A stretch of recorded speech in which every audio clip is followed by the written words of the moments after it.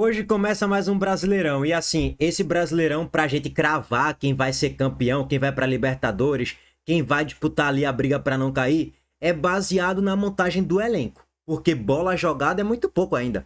O Flamengo, por exemplo, atual campeão da América, fez 2 jogos com o time profissional. O Vitória também só fez 2 jogos. O Bahia fez um jogo com o time 100% titular, só fez um jogo. De resto é base, mesclado, reservas. Então, é até difícil a gente cravar baseado em análise de desempenho. Porque nem tem desempenho ainda. 1, 2, 3 jogos para avaliar é muito pouco. Dá pra gente se basear na montagem do elenco, qualidade de grupo, treinador, recorte recente da última temporada. Essa é a análise que a gente dá para fazer. Dito tudo isso, a Série A começa hoje. A gente vai passar o panorama geral da competição. Mas antes, queria trazer aqui um corte do torcedor do Fortaleza que se iludiu com o Marcelo Paes e agora se iludiu com o Marinho também. Acredite se quiser. Vamos lá, vamos ouvi-lo. Marinho como cara de disposição dentro de campo. Eu posso criticar o Marinho por tudo, menos que ele não correu e não teve vontade. Se liga num texto que a TUF fez, numa nota de apoio ao Marinho, quem escreveu aquele texto fui eu. Eu gosto do Marinho. É claro que o Marinho tem um salário super elevado. E aí eu comecei hoje em doideira de manhã, e a informação é a seguinte, galera. O Marinho aceita a redução de salário significativa, sim. O Marinho quer colocar o Fortaleza na Série A. Eu escutei desse jeito, tá? Ele pode até querer isso, mas ir pro Vitória ele queria mais, né? Quer mais e já tá lá. Já foi anunciado, teve festa, fogos, tudo pra ele e tal. Já chorou, já se emocionou em coletiva. E aí, se a gente chegar num acordo, eu digo Fortaleza e o Marinho e o Fortaleza, eu acho que o Marinho pra uma Série B, incrível o nome do Marinho pra Série B. Vai voar abaixo. O Marinho na Série A é um jogador diferente. É bem verdade que não se viu bem nessa temporada, mas o Marinho numa Série B, um ponta direita nossa ali, na direita o Marinho, pô, cara, você tá maluco. Pé no chão, salário bem reduzido, um salário condizente com a nossa realidade, não dá mais pra pagar o que pagava. Reduzir o salário, quer ficar com a gente, é uma escolha do Marinho voltar a morar na nossa cidade, a lutar pela nossa camisa. Cara, eu recebo de portas abertas e eu fico contente de verdade, porque eu sei que é um jogador diferenciado para uma Série B. Então esse é meu ponto de vista. Caso realmente essa história se concretize, muito massa, muito massa. Vem ajudar a gente a fazer história e colocar o Fortaleza na Série A de novo. Eu vejo assim. Realmente ele fechou com o Fortaleza assim, vai jogar a Série B essa temporada. Com certeza absoluta. Procede. É verdade esse bilhete. Vamos pra informação agora. Em Série A começa hoje, 7 horas da noite. O primeiro jogo é lá no Barradão, meu amigo. E se me chamar, eu vou. Vitória e Remo no Barradão, confronto direto. Os dois chegam na competição pra brigar pelos 45 pontos. E depois vendo o que é que vai dar. O Vitória, as últimas temporadas, sempre que sobe pra Série A, é isso aí. É briga pra não cair pra Série B até as últimas rodadas. E esse ano foi até a última rodada, até os 30, 35 do segundo tempo. O Vitória tava com risco ali de ainda ser rebaixado pra Série B. Acabou vencendo do São Paulo, gol de Baralhas no segundo tempo. E o Vitória ficou na Série A. O Remo é aquele time que sobe pra Série B, da Série B pra Série A, no caso, com um elenco limitadíssimo, é um elenco de briga para não cair. Você pega a formação tática do Remo, a base do time é com Marcelo Rangel no gol, bom goleiro por sinal, Marlon e Kaique Almeida na dupla de zaga. Marlon mesmo, ele mesmo, ex-Ceará, horroroso. Na lateral direita, João Lucas, na esquerda, Jorge. Zé Ricardo, Patrick Elchoco, ex-Sport, ex-Atlético Paranaense, Patrick de Paula, Iago Pikachu, Aleph Manga e João Pedro. Contratou aí recentemente Zé Wellison. Tava pra fechar negociação também com o Fábio Matheus. Então, assim, tá formando um elenco que vai tentar ser competitivo na briga pra não cair pra Série B, ponto. É o mesmo patamar do Vitória, que também tá longe de ter esse super elenco, né? É um elenco também que briga pra não cair pra Série B. Não é à toa que a base do elenco mantida é a que brigou pra não cair até a última rodada. Gabriel Vasconcelos no gol, Lucas Arcanjo tá voltando aí aos poucos de lesão, né? Richelli, Camutanga e Zé Marcos, trio de zaga fraco, essa é que é a realidade. Camutanga é o melhor, então a partir daí você já tem uma noção, Richelli e Zé Marcos estavam abaixo. Matheus Silva, Mateuzinho, até considera um bom lateral direito sim. Na esquerda, Ramon, tecnicamente limitadíssimo, mas do meio para trás até que tem capacidade de marcação. Kaique Gonçalves e Baralhas, Baralhas é que se destaca positivamente, destoa positivamente. Kaique, para jogar de primeiro volante, é o que o Vitória hipoteticamente tem de melhor. Dudu pode ser esse jogador, mas tem que ter mais constância, né? Dudu tendo constância, ele é titular fácil na frente de Kaique. Dudu é aquele jogador que entra mais no segundo tempo para jogar às vezes até como segundo volante, né? Aí Toca La Pedra na ponta esquerda, Eric na direita e Renato Kaiser de centroavante. Já cansei de falar, as jogadas do Vitória flutuam muito pelas pontas, com Eric, com Aitor, com a ultrapassagem de Mateuzinho também.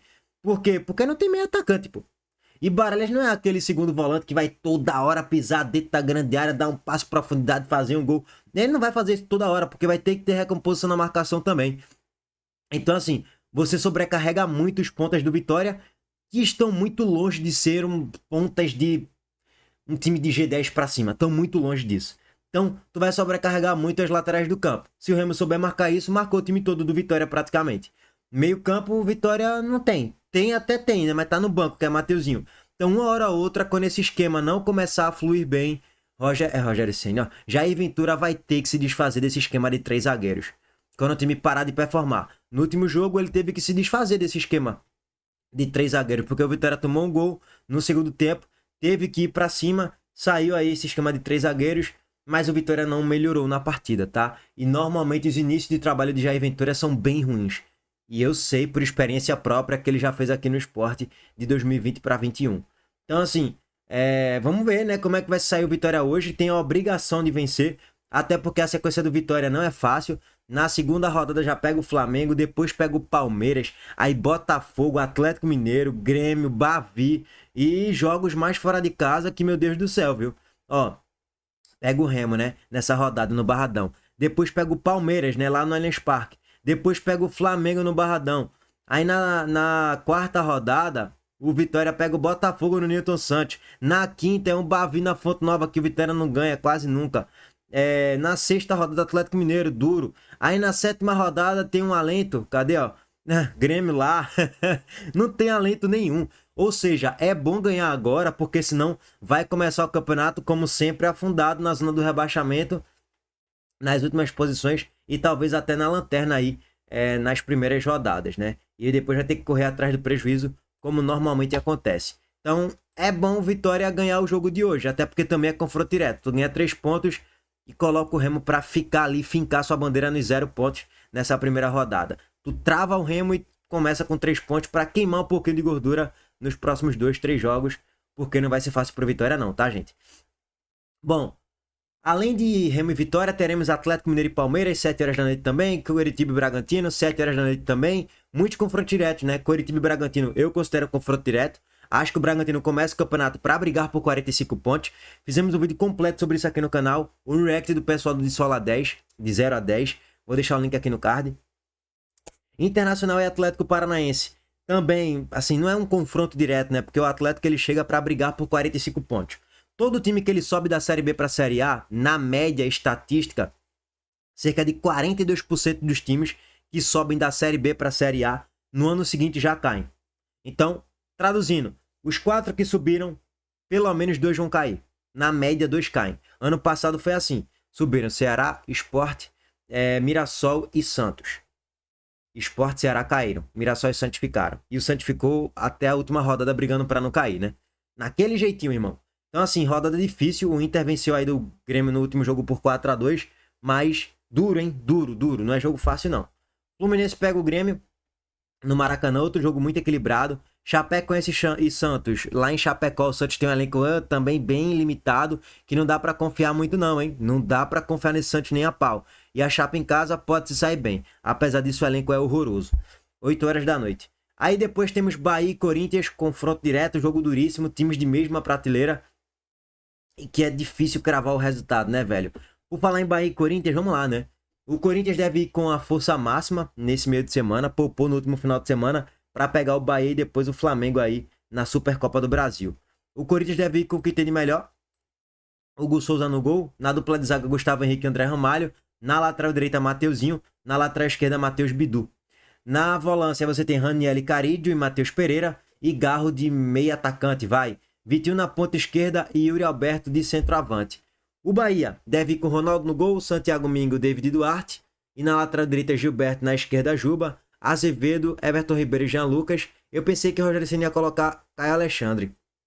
Na ponta direita, Ademir. Na esquerda, Puga. E de centroavante, William José. Esse é o esboço do Bahia hipotético para a partida de hoje. Óbvio que deve ter um Del ali sendo relacionado para entrar no segundo tempo. Até porque o Bahia nesse momento, não tem ainda a contratação de um centroavante para substituir o William José. Tá tentando se negociar aí com Júnior Santos, do Atlético Mineiro. Bom jogador, por sinal. Acho que seria uma boa contratação do Bahia. Só o que eu não concordo são os salários, né? 1,5 milhão de reais por mês é uma insanidade mental. E assim, rapaziada, como é que vai ser o comportamento do Bahia fora de casa? Esse é um dos grandes pontos de interrogação. Porque o Bahia fora de casa, ano passado, não jogava nada. Rigorosamente nada. Parênteses, a última vitória do Bahia fora de casa foi justamente contra o Corinthians. Lá no finalzinho de agosto, dia 21 de agosto, né? Então de lá pra cá o Bahia não sabe o que é vencer um jogo fora de casa no Campeonato Brasileiro. E normalmente joga muito mal. Não é pouco não, tá? Joga muito mal. Esse ano pegou o Vitória no Barradão, com um time bem alternativo ali, mais reservas do que titulares, e acabou vencendo o jogo por 1-0 e mereceu vencer, inclusive. Vamos ver se o comportamento dessa temporada vai mudar ou não. Acho que é um dos grandes desafios pro Bahia, que é melhorar o desempenho fora de casa. Se conseguir melhorar o fora de casa e manter dentro de casa na Fonte Nova, o Bahia vai bater G4 tranquilamente. Mas é um desafio também manter aquele aproveitamento, aquele desempenho espetacular na Fonte Nova, que o Bahia foi o terceiro melhor mandante da competição. Aí também é o aguardar o desenrolar da temporada. Bom jogo, hein? Bom teste pro Bahia e um excelente teste pro Corinthians. É confronto direto, cara. São time de mesma prateleira ali. Em tese, pelo elenco, pelo time que tem, é briga ali na parte de cima. Do G10 pra cima, G8 pra cima. Essa temporada não tem G6, hein? Tem G5. São 4 que se classificam para Libertadores de forma direta, mais um para pré-Libertadores.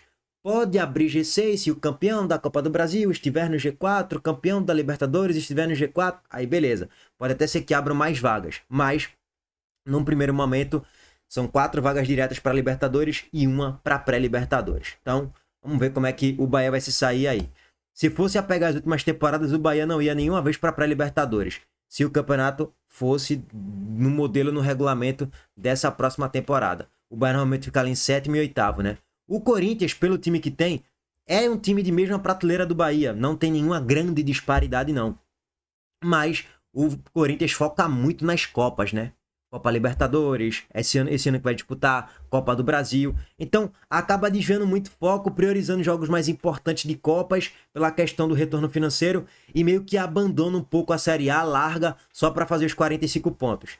Então, por isso que eu colocaria o Bahia ainda assim um pouquinho acima do Corinthians em relação à possibilidade de chegar ali no G5 ou até G4 de Série A, ou sei lá, G6 pelo menos. Mas o elenco do Corinthians é forte, sempre foi. Precisa de um treinador. Eu acho que o Rogério Ceni é mais treinador do que Dorival Júnior nesse momento. Então, assim, velho, isso é o que pesa um pouco para a análise do Bahia. Está um pouquinho na frente do Corinthians em relação a favoritismo no Campeonato Brasileiro para pegar vaga na Libertadores.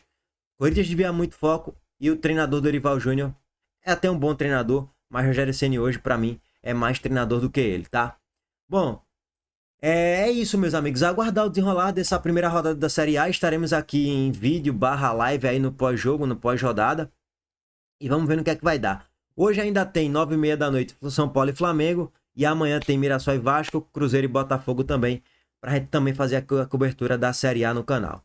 Bom, é isso. No primeiro momento, vamos aguardar os jogos para depois a gente começar com análises um pouco mais profundas da partida. Valeu, gente. Tamo junto.